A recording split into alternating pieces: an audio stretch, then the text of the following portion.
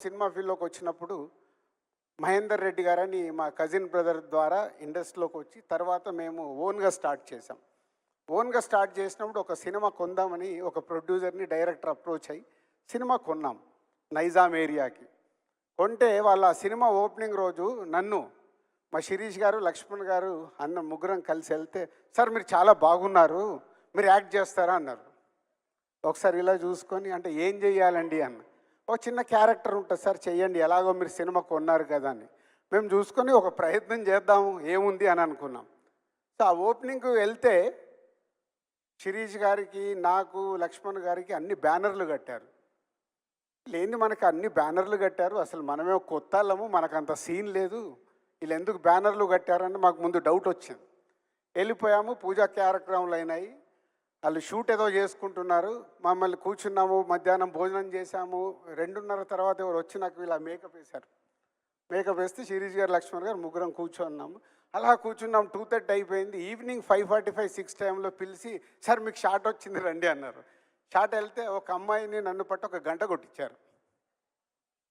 గంట కొట్టి మేము రిటర్న్లో వెళ్ళేటప్పుడు మేము ముగ్గురం ఒక కారులో వెళ్తూ, ఆహా ఏం సోప్ వేసాడు మనకు అంటే, ముందు ఆ సినిమా కొన్నాము, కొంటూ వాళ్ళతో జర్నీ చేయడానికి ఏం సోప్ వేశారని రియలైజ్ అయ్యి నెక్స్ట్ డే మార్నింగ్ వెళ్ళి, దయచేసి యాక్టింగ్లు ఇవి మాకు వద్దండి, సినిమా కొన్నాము, మీరు సినిమా కంప్లీట్ చేశాక చూద్దామని.